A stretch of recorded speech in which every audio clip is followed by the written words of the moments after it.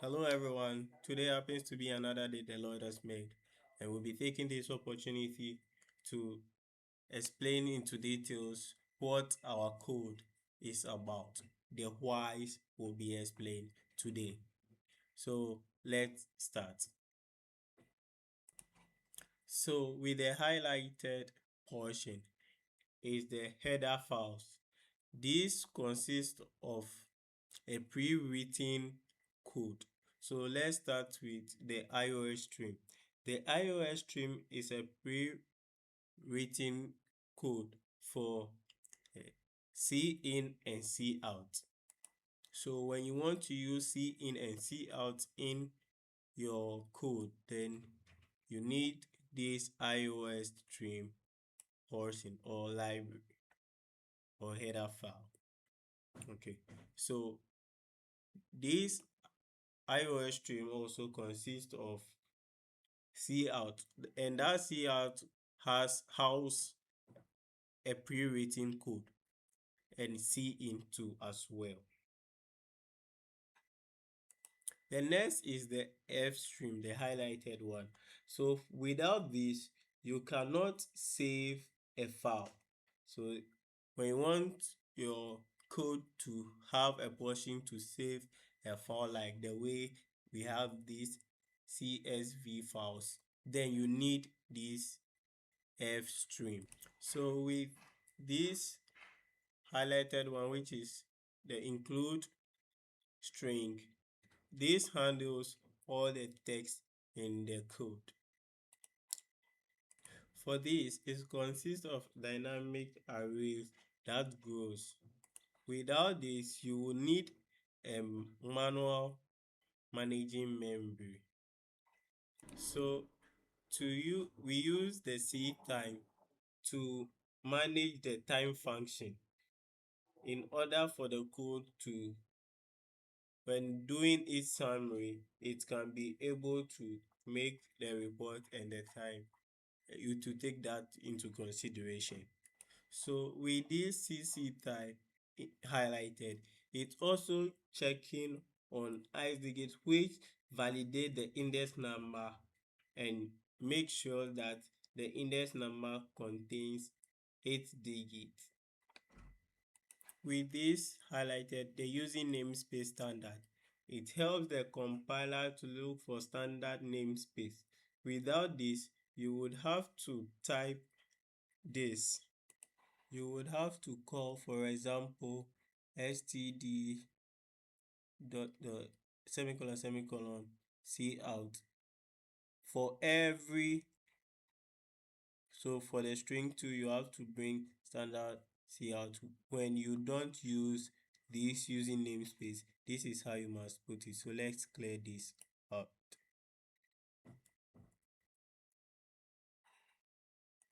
So without this function header,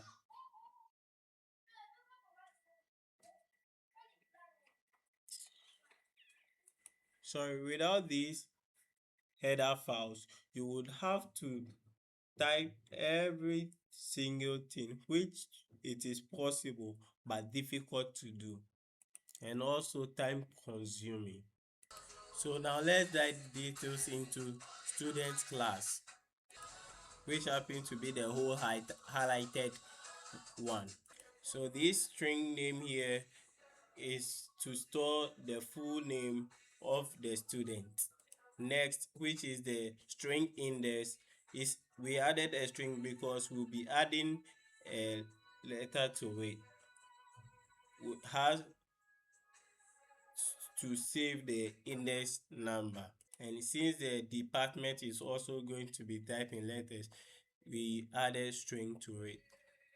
But for the level, since it's just going to be numbers, we use int. So this code here is a special code that runs automatically when a new student is created.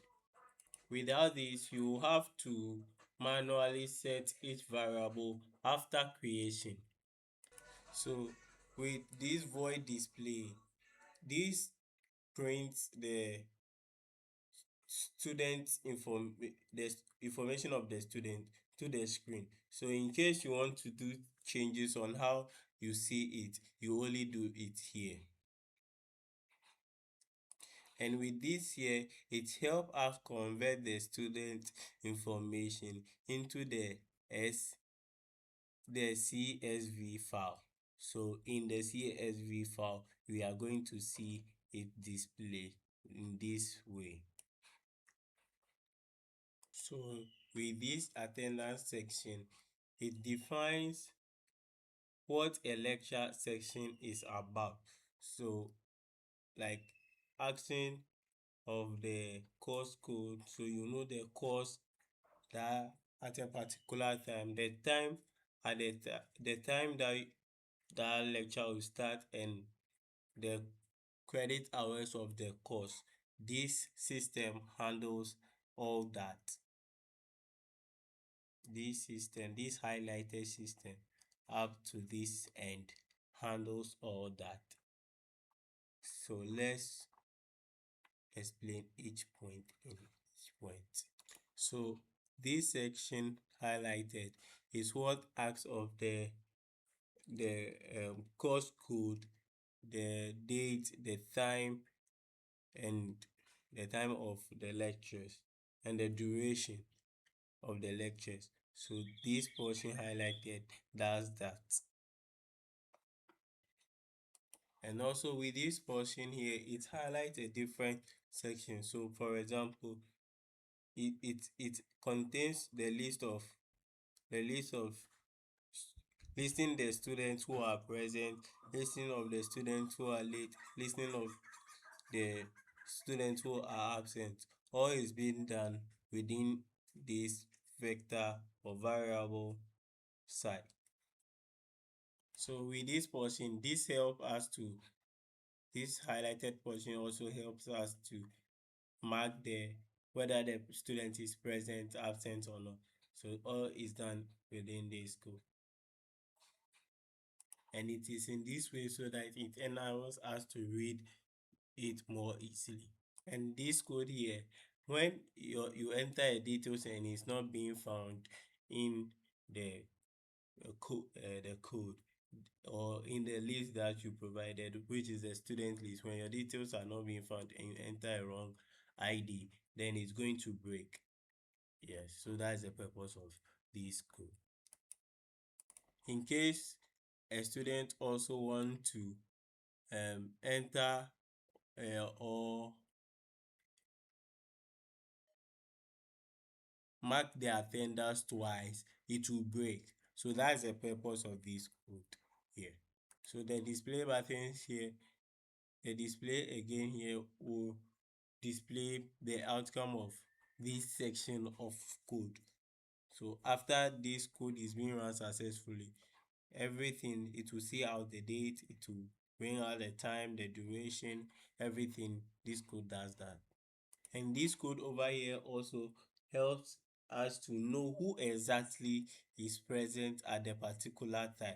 So at a particular time, after the code is after you've entered your data and everything, this code is there to summarize the whole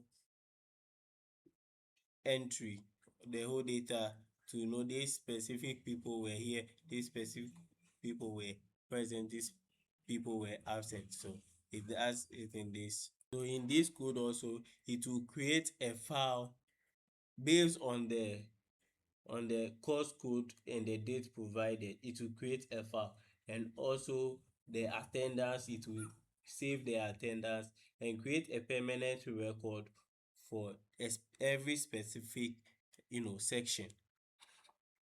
And this file makes the report making very easy, whereby it will position the files well into the SCV files for easy tracking. So this vector here it was empty, but as soon as a student register, it add it up to the ones that will be already in there. So it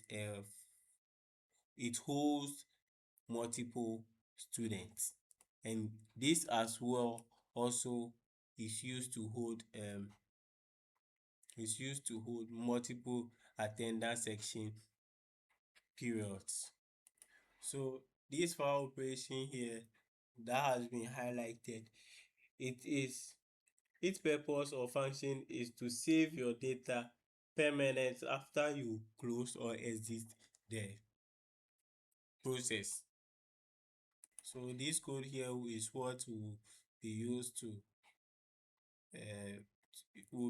to display the total number of students who has registered. So this file is what all the above, the information taken will go from this place, will go into this exact file. So here, let's take this into consideration then, which have section saved to sections CSV file. So these sections is the result of everything that comes into this is this file section SCV, and the backup for it is this. So why the backup? Take it as these normal hard copy papers that has people's name on it, and you mistakenly pour a coffee on it, it totally gets damaged. So there is a backup file that will save you, or that will help you get another one to replace it. So that is the purpose of the backup created here.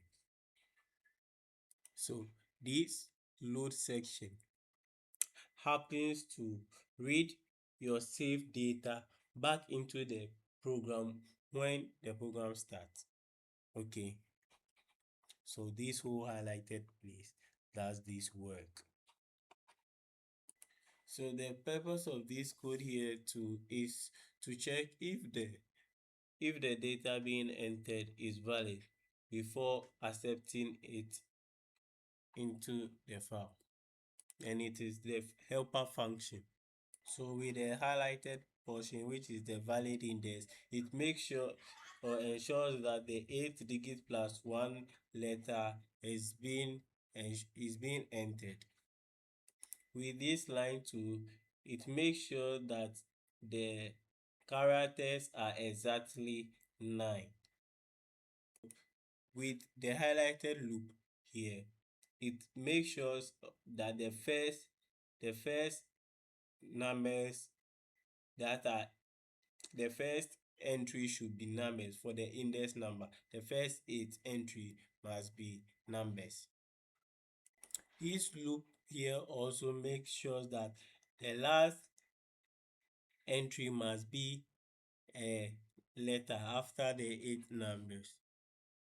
So with this also here, it ensures that we prevent duplicate registration of students. So with your ID and your name, it helps us to verify that. So with this highlighted place too, it takes the user details and add it onto the system. Yes. So over here, it's simple like a PA of a GM. When someone calls, you answer and later tell the GM, this one call, or this person call, or this person send this and this person send this. So this program does that job. So with this see in ignore, its purpose is to allow this get live function properly.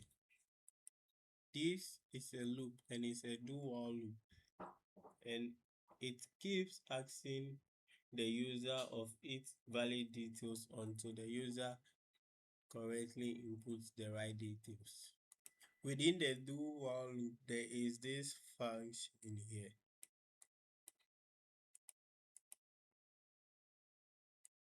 This here.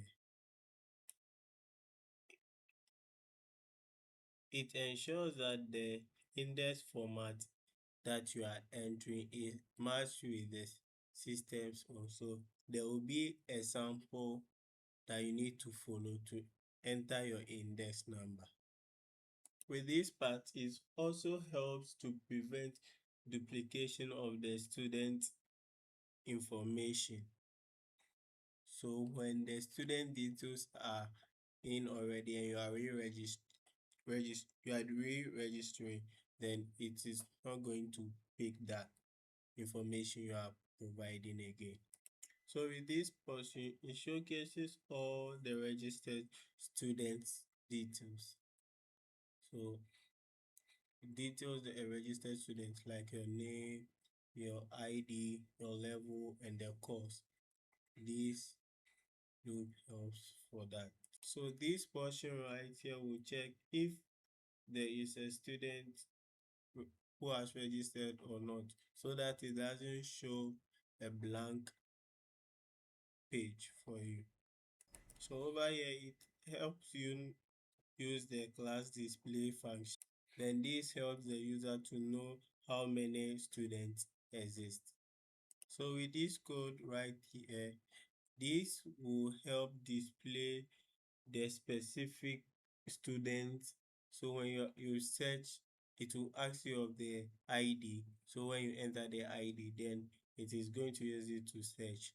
So it uses the ID to search for the details of the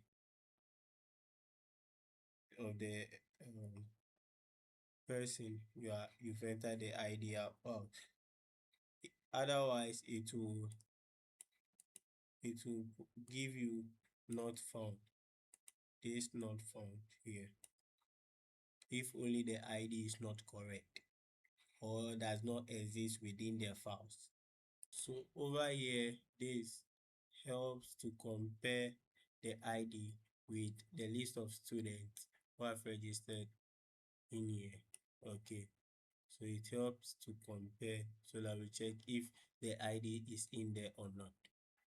So with this side, it helps to show the found students details, or else it will showcase not found. So this whole code is what showcase the lecture or acts of the section from the lecture for attendance marking purpose. This highlighted place will be popping up so that it knows the details of the particular section. So over here with the highlighted portion, it asks of the details about the credit hour. So the credit hour should not be more than 4. Otherwise, it will display invalid hours on the screen. This part also adds section to the vector, to the section, and this also helps to immediately save the detail. So this whole highlighted section of the code is about marking the attendance of a selected section. So this code helps for the marking of attendance of a particular section. So with this part, if you are not a student, that means if you have not registered, you will not be able to mark attendance. And also, if there is no section, you cannot mark attendance. So you must be the student data must be available, and there should be a section available too, so that you can mark the attendance. So this loop does that. And with this code here too, it checks the particular section you are marking for the attendance. This highlighted portion is also there so that you don't mark a student twice. This loop is here to enable us to mark multiple student attendance until you enter 0, then until you enter 0, then it breaks. So 0 to finish. You can see it here. 0, it breaks. Okay. So after marking section, this over here enables us to save it. This also shows the overall attendance statistic across all sections, across all the sections. Over here, it helps to count the attendance from each section, and also this from here down here. It helps us to do the calculation for the total present and absent. Then this side will output the section summary for this whole thing. Then this loop 2 will give us the percentage of whether for those that are present, for those that are late, and for those that are absent. So over here, it houses the proportion of each status. So the proportion of each status to this function help us to. So maybe total number of students into percentage. Yeah, present. Total number of students present. Total number of students late. Then it will give us. So these functions, this loop here does that. So the overall trend of how that it look like, this is what reports that, or the cause for that. So this is our last code, and it is a main function. And this main function controls the center that runs everything. Someone may ask how upon this plenty code. So this is like the main lobby of the program. A user walks in to see what they can do. Pick an option and the program direct them to the right room. So this is the function that houses that here. So with this highlighted portion, it loads the existing data on the setup of the student and the section. And this do while loop, it starts from here. This do while loop always will keep on popping up the menu until the user display or enters the exit, or click on the exit, or chooses the exit option. This option, this is what comes on the screen as soon as you run the code. So this, and this option, this takes the details from the user or the choices. Maybe the user choose choice 7, which is section report. Then the user has to enter section report 7, 7. Then it picks it. That's how it is done. So this if else chain, this run the functions that the user will select. So when you select option 9, then option 9 is exit, or option 3, which is this. So this system is what runs it. So you can see after the 7, there is another loop in it. So this will ask you, when you take option 7, it will ask you to pick a section within the option 7. So that's why you have the option 7 to be in this form. So someone may ask, is the option 7 the same as this 9 also. No, before you exit the page, then the system has to save the student informations and the section informations and all details before you exit. So after all the details are saved successfully, it will give you this message goodbye, or print this goodbye to the screen. So within this provided from 1 to 9, when you enter anything apart from that, it is going to print invalid choice to the screen so that you redo it again.